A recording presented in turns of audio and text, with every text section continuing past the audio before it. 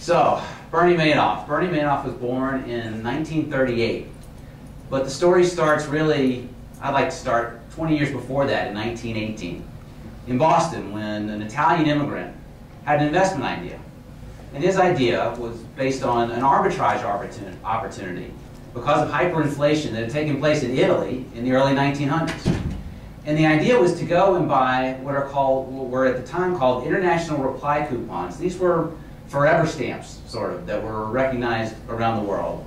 And he could buy them in Italy at a very cheap price, bring them back to the United States, sell them at full value, and make a lot of money.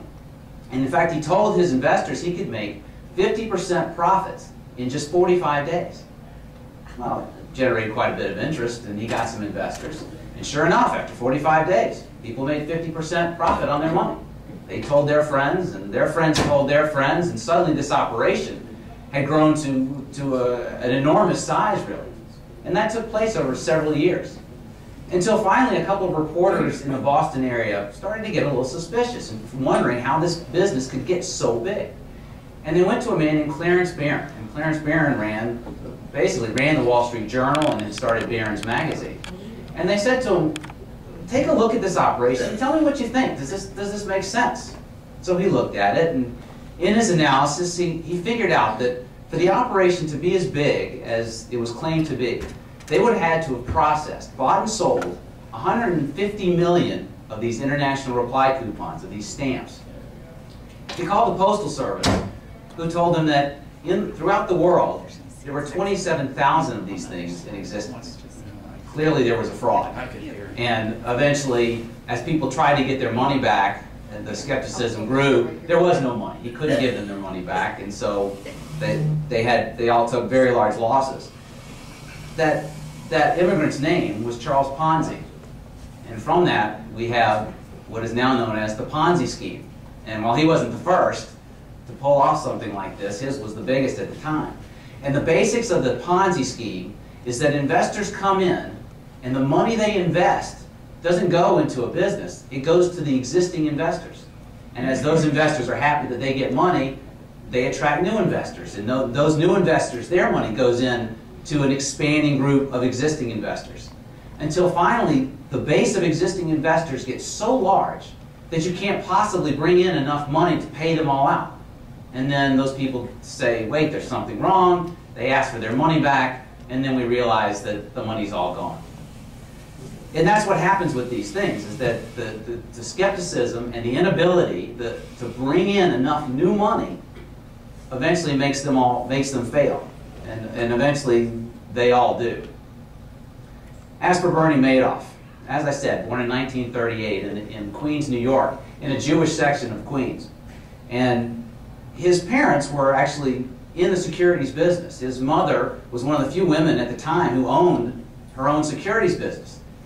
Now, apparently, the reason she owned the business is because her husband had run a business that had been shut down by regulators. And it was just a front for her husband. And in fact, her business was subsequently shut down by regulators as well. I think it's probably inappropriate to say that Bernie came by some of his traits honestly, but that's sort of what happened. There was a report, in some interviews, he was to give an oral report at one point when he was in high school to a book report. And apparently he had not read the book, but he got up in front of class and talked about a book that no one had heard of, written by an author that no one had heard of. And everyone sort of knew that he was lying, but he was so convincing that nobody said anything. Early indications. He went to the University of Alabama his first year for college. Now, nice Jewish boys from New York typically didn't go to University of Alabama for their first year of college. Madoff was not particularly bright. He was not stupid, but he was not a genius by any means. After his 1 year at Alabama, he did get into Hofstra, which is on Long Island. He was able to move back east. And he graduated from Hofstra and spent a year in law school, at Brooklyn Law School. And he always suggested that he had graduated from Brooklyn Law School, but in fact, he had only spent a year there. But on his website, even till the end, there was an implication that after Brooklyn Law School, suggesting he had graduated, but in fact, he had not. In 1960, he started a firm called Bernie Madoff Securities. And this was a traditional brokerage business. This was not the money management business that would eventually get him in trouble. This was a securities business, where as a broker, you would get a commission. If you wanted to buy 100 shares of AT&T, it might cost you $3,000, and this broker would get $50. And that was the basic business he was running. Except he wasn't buying and selling AT&T. It was hard to compete in that environment. You had the New York Stock Exchange, which was this big monopoly, and you had the brokers that traded through the New York Stock Exchange. It was hard for a new player to come in and compete in this business. So he worked mostly on small stocks. But the thing that he was able to do was to reduce the clearing time. And what that means is, if you sold your AT&T, back then it would take 3 weeks for that money to get to you. And what he was able to do was to reduce that time from 3 weeks to 1 week, 2 weeks to 1 week, and to even less. And what he did was he started to develop a retail network of other brokers. Instead of going through the exchange, if he had an order from a client, he'd call up one of the brokers in this network and say, hey, I've got 100 shares of AT&T I'm trying to sell. Do you want it? No, I don't. Well, then go to the next broker. And this informal network allowed him, instead of going to the exchange, which would take forever to get your money, allowed him to go much more quickly. And by reducing that clearing time, he was able to attract clients, because why wait 3 weeks to get your money? If you go through me, it'll only take you a week to get your money. And one of the people he attracted was a man named Carl Shapiro. Carl Shapiro had started the K. Windsor company and eventually sold it for several million. It was a women's apparel business.